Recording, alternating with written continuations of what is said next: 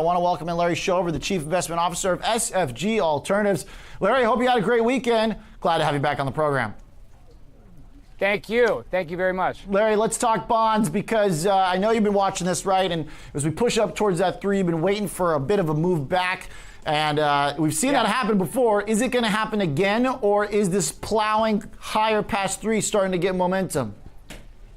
Well, let's put it this way. The numbers that came out overnight in Europe, the zoo numbers, the GDP in Eurozone, if anything, they were bearish for yields, not bullish. So you have that, and I think what really happened is that you have this heavy pace of corporate supply, sovereign supply, that tripped off a lot of these shorts.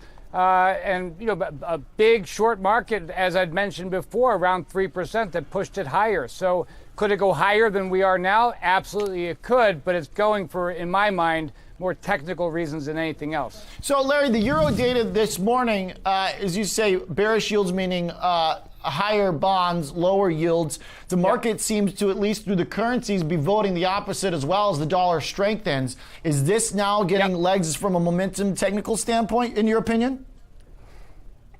In my opinion, it is. And I think it's because, you know, the market was willing to dismiss some of the fledgling economic data we had in the first quarter. The retail sales number was nothing great, but what was great about it was that upward revisions in both February and March. And so just adding fuel to that fire, people are recognizing this is the first time in 10 years that the 10-year yield is higher than the S&P 500 dividend yield, not on a real basis, but on a, you know, absolute 92 basis point basis. But what they don't realize, if you go back 1978 to 2008, that spread is typically about 3.5.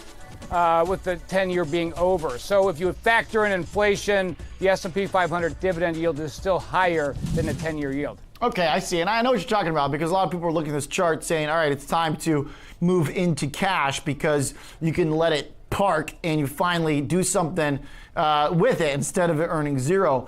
Larry, yes. Is that then a misconception right now? I mean, do we not need to see a little bit stronger inflation until that story becomes, it bends your way? I mean, this becomes, at least for the time being, a better alternative than it used to be. Maybe not a better alternative to stocks themselves, but an actual possibility, perhaps?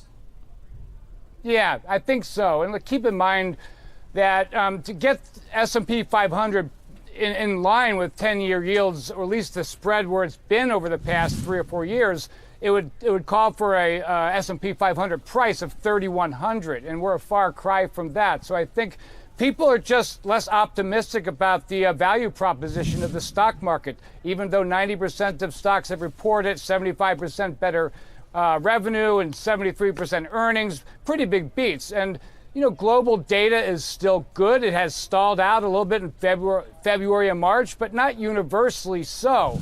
I think the bigger picture is looking inside the data, looking especially retail sales and CPI. I mean, they say it's in line, but are we seeing a wider range of purchases and not just housing and shelter and gasoline? That's what's going to propel this economy and also inflation. Larry, one last point on this because I think it all kind of fits in, right? Which is the market you're describing that many are saying changes is that TINA market. There is no alternative. And their point is, look, now that you have the 10-year pushing close to earnings and dividend yields, rather, there is an alternative. But it's more kind of like, I've joked, it's like the Ting guy. There is no great alternative. Things are changing, but they're changing slowly. Yeah, exactly. They are changing slowly. And, you know, the 10-year yield would have to be much higher to make a case for you know, putting a lot more money into bonds versus stock. But the value proposition of the stock market is still good. You know, in the United States, 70% of our economy is a consumption economy. That continues to grind higher. And I also think, and I still believe this, that the Eurozone is the place to be with the equity market, even beyond or in front of the U.S. market, because they're simply just behind. And I think we're going to see some real good growth surprises from the Eurozone going forward. All right, Larry, one last point, because the dollar is higher, as is crude today. We see that inverse correlation just doesn't exist anymore. Is it going to come back anytime soon? Yeah, I think it could. It could. I think oil is completely driven by geopolitics right now, and I hate to use that buzzword, but that is true. You have Libya, you have Mexico, you have Iran, all these moving pieces. It is true that demand is much better than I ever expected to be. The dollar, we cannot underestimate how many shorts are in that market. And if you believe in U.S. exceptionalism in the second, third quarter of U.S., then yeah, get long of the dollar. But I tend to think the opposite, that there will be a catch-up.